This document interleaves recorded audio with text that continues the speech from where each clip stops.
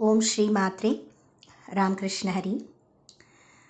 இன்றைக்கி மௌலி ஞானேஸ்வருடைய 4வது ஹரிபாட் பார்த்துட்டு ஸ்லோகம் பார்த்துட்டு அதோடைய அர்த்தம் பார்க்கலாம். भाववीन भक्ति भक्तिवीन मुक्ति भले वीन शक्ति भोलुन ये कैसे निधैवत प्रसन्न त्वरित उघारा हे निवांत शिन शिवाया सायास घरिसी प्रपंच दिन निशि अरसी न भजसी कवन्या गुणे ज्ञानदेवा मने हरि जपा करनी तुडले धरणे प्रपंचाचे हरिमुखे मना पुण्याची घनाना कोण करी. இந்த 4வது ஹரிபாட்டில் மௌலி என்ன சொல்கிறா அப்படின்னாக்கா, பக்திக்கு ரொம்ப தேவை என்ன அப்படின்னா பாவம். அந்த பாவத்தோட பக்தி பண்ணும்போது தான் நமக்கு முக்தி கிடைக்கிறது.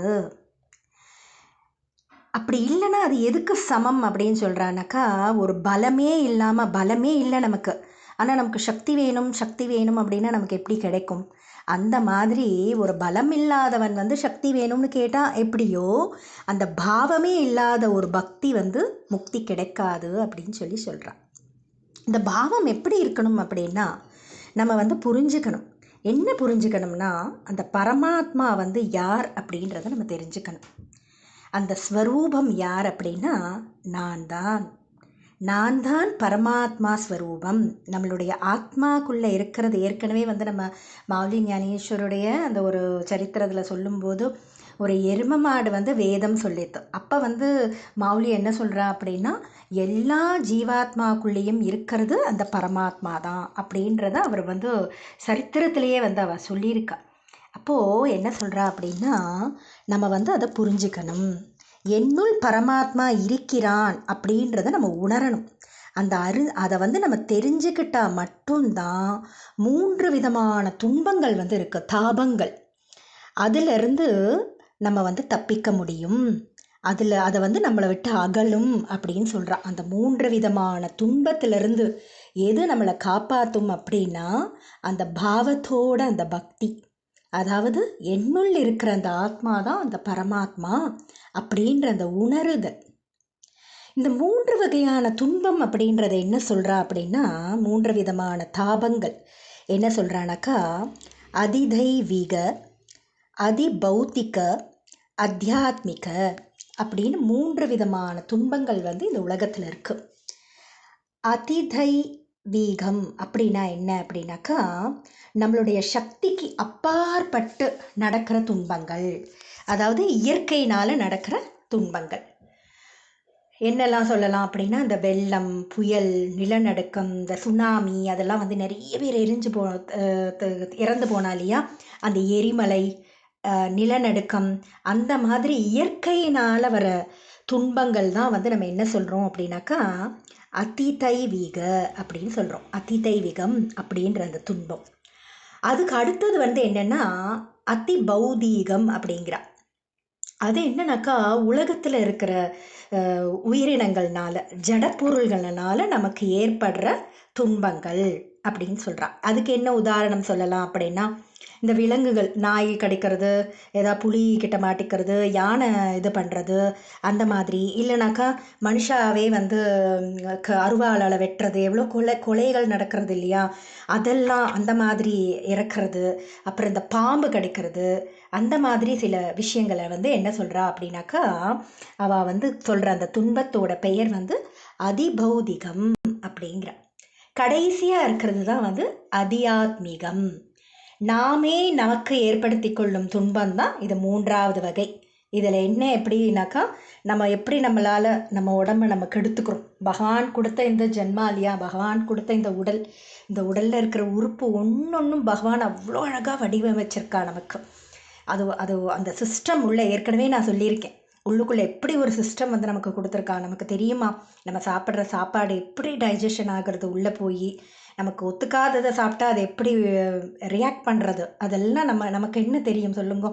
அப்போது இந்த அதியாத்மீகம் அப்படின்ற அந்த ஒரு துன்பம் பார்த்தீங்கன்னா நம்மளாக ஏற்படுத்திக்கிறது. புகைப்பிடிக்கிறது, மது அருந்துறது, ஆரோக்கியம் இல்லாத உணவு சாப்பிட்றது, அந்த மாதிரி நம்மளுடைய உணவு முறையே இப்போ மாறிடுச்சு இல்லையா? அந்த காலத்துலலாம் வந்து சுகர்னா என்னன்னு யாருக்குமே தெரியாது. அவ்வளோ நல்ல உணவு, அவ்வளோ இது எக்ஸசைஸ் மாதிரி அவளுடைய வாழ்நாளே எக்ஸசைஸ் தான் அவளுக்கு. அப்படி இருந்தவா இப்போ யாரை பார்த்தாலும் சுகர். என்ன காரணம் அப்படின்னா உணவு முறை. உடலால் இந்த உபாதைகள் நமக்கு நாமே பண்ணிக்கிறது. அதே மனத்தால் நம்ம எப்படி பண்ணிக்கிறோம் அப்படின்னா தேவையற்ற எண்ணங்கள், முறையற்ற விஷயங்கள், அதிலெல்லாம் நாட்டம் போகிறது, கோபம், வெறுப்பு, ஸ்ட்ரெஸ்ஸு, டிப்ரெஷன். இதுக்கு மெயின் காரணம் என்ன அப்படின்னா இப்போ இருக்கிற காலகட்டத்தில் நான் சொல்கிறேன், இந்த சீரியல் சீரியல் பார்க்கவே இல்லைனாலே நமக்கு ஸ்ட்ரெஸ்ஸும் டிப்ரெஷனும் இருக்காது.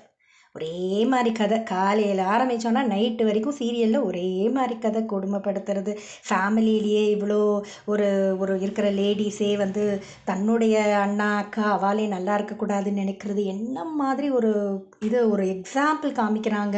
ஒரு டைரக்டர் எடுக்கிறவன் அவன் யோசிக்கணும் இல்லையா? அது வந்து ஒரு ஒரு மீடியாவில் வந்து என்ன மாதிரி ஒரு எக்ஸாம்பிள் வந்து நம்ம காட்டணும், உதாரணமாக இருக்கணும். ஆனால் எல்லாமே ஒரு நெகட்டிவ். நம்ம சீரியல் பார்க்கலனாலே நம்ம லைஃப் வந்து நிஜமாக நல்லாயிருக்கும். இப்போ இருக்கிற காலகட்டத்தில் பெரியவாவில் வந்து பசங்க வச்சுக்காததுக்கு ரீசன் இது. ஏன்னா அந்த கதை சொல்கிறது அதெல்லாம் போயிடுச்சு. பெரியவா யாருமே பேரன் பேத்திக்கிட்ட உட்காந்து கதை பேசுறது, இப்போ ராமர் கதை சொல்கிறது, கிருஷ்ணர் கதை சொல்கிறது, நல்ல மாரல் சயின்ஸ் அப்படின்ற ஒரு சப்ஜெக்டே கிடையாது இப்போ குழந்தைகளுக்கு. ஒரு நல்லொழுக்கமாக நம்ம குழந்தைகளை வளர்க்குறதுக்கான எந்தவித ஒரு இதுவுமே இந்த காலகட்டத்தில் இந்த சொசைட்டியில் வந்து இல்லைன்றது வந்து ரொம்ப வருத்தக்கூடிய ஒரு விஷயம் அது.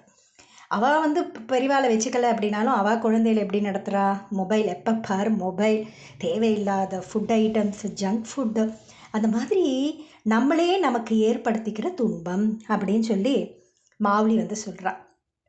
இந்த 3 வித துன்பத்திலேருந்து நம்ம தப்பிக்கணும், நமக்கு இதிலேருந்து விடுபடணும் அப்படின்னா நம்ம என்ன பண்ணணும்னா திருட ஸ்ரத்தையோட, வெறும் ஸ்ரத்தை சொல்லலை, திருட ஸ்ரத்தை, திடமான ஸ்ரத்தை, பகவானுடைய அந்த பக்தி பண்ணுறதுக்கு அந்த பாவம் இருக்குது பார்த்தீங்களா? அந்த பகவான் நாமா சொல்லும்போது அந்த திருட ஸ்ரத்தையோட நம்ம பக்தி பண்ணோம் அப்படின்னா மோட்சம் கிடைக்கும் அப்படின்னு மாவுளி வந்து சொல்கிறான். இதை வந்து நம்ம புரிஞ்சுக்கணும். எல்லாத்துலேயும் ஒரு நம்பிக்கை வேணும். வேதத்துலேயும் சாஸ்திரத்துலேயும் இந்த மகான்கள் சொல்கிற எல்லா விஷயத்தையும் வந்து நம்ம நம்பணும். பூர்ண நம்பிக்கை வந்து நமக்கு இருக்கணும். அதுதான் நமக்கு வந்து அந்த நம்மளுடைய ஆத்மாவுக்கு வந்து சக்தி கொடுக்கறதே.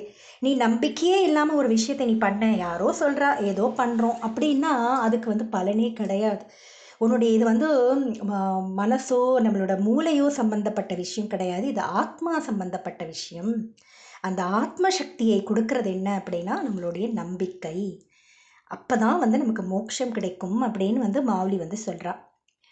அதோடு என்ன அப்படின்னா நம்ம எல்லாருமே என்ன பண்ணுறோம், கடவுளை எப்படி திருப்தி பண்ணுறது, அதில் தான் நமக்கு மைண்டு. கடவுளை எப்படி திருப்தி பண்ணணும், அவனுக்கு இதை பண்ணணும், அதை பண்ணணும், இவ்வளோ தேங்காய் உடைக்கணும், இது விளக்கு ஏற்றுன, அந்த மாதிரி நம்ம நினைக்கிறோமே தவிர நம்ம வந்து அந்த ஸ்ரத்தை வந்து இல்லை அப்படின்றது வையரா. இந்த மாவுளி வந்து நம்மளை வந்து வையரா என்ன சொல்கிறான்னா, நீ இரவும் பகலும் நீ வந்து பகவானை வந்து நீ எங்கே நினைக்கிற, நிறைய வேலை செய்கிறோம் நம்ம. இப்போ நம்ம சமையல் செய்கிறோமா, சமையல் செய்யும்போது பல எண்ணங்கள் நம்ம மனசில் தோன்றுறது. அதை விட்டுடு, ஹரியை நினை, அவனுடைய ஸ்மரணத்தோடு அவனை நினச்சிக்கிட்டே நீ வந்து பண்ணு. நீ ஒரு ஒரு வேலை பண்ணுறியா அவனை நினச்சிட்டு நீ பண்ணு. ஆனால் நம்ம அப்படி பண்ணுறது இல்லையே. அப்போ தான் எதையாவது யாரையாவது கத்தின்னு இருப்போம், எதையாவது நினைப்போம், எதையாவது யோசிச்சு அழுவோம், எதையாவது பண்ணுவோம். அந்த மாதிரி இல்லாமல் நீ இரவும் பகலும் நீ செய்கிற எல்லா வேலையிலையும் அவனோட ஸ்மரணத்தோடு நீ பண்ணு அப்படின்னு வந்து மாவுளி சொல்கிற அந்த இடத்துல. அது மட்டும் இல்லாமல் நீ அந்த மாதிரி பண்ணும்போது தான் உனக்கு வந்து மோட்சம் கிடைக்கும். நம்ம என்ன சொல்கிறோம், சின்னதாக ஒரு விஷயம் பண்ணிவிட்டே நம்ம கடவுள் இவ்வளோ பண்ணுறேனே, எனக்கு இவ்வளோ கஷ்டம் கொடுத்துட்டானே அப்படின்னு நம்ம நினைக்கிறோமே தவிர, ஒரு மீராபாய் மாதிரியா பக்தி பண்ணுறோம், ஒரு பிரகலாதன் மாதிரியா நம்ம பக்தி பண்ணுறோம். அந்த பக்தி பண்ணுறதுக்கு அவள் எவ்வளோ கஷ்டப்பட்டிருக்கா இல்லையா? நம்ம ஒன்றுமே இல்லாமல் சிம்பிளாக ஒரு நாள் ஒரு ராமராம சொல்லிவிட்டு நாளைக்கு வந்து எனக்கு இந்த கஷ்டம் தீரலைன்னு நம்ம சொன்னால், நீ எப்படிப்பா அப்படி சொல்லுவ, நீ அந்த மாதிரி சொல்லலாமா, நீ இப்படி எதிர்பார்க்கலாமா அப்படின்னு மாவுளி வந்து இந்த இடத்துல சொல்கிறான்.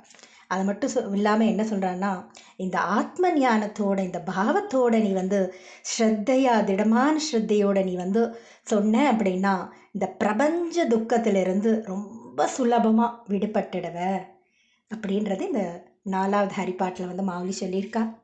எனக்கு தெரிஞ்ச வகையில் நான் இதில் அர்த்தங்கள் வந்து சொல்லியிருக்கேன். நாளைக்கு 5வது ஹரிப்பாட் வந்து பார்க்கலாம். ராம்கிருஷ்ண ஹரி. ஓம் ஸ்ரீ மாத்ரே.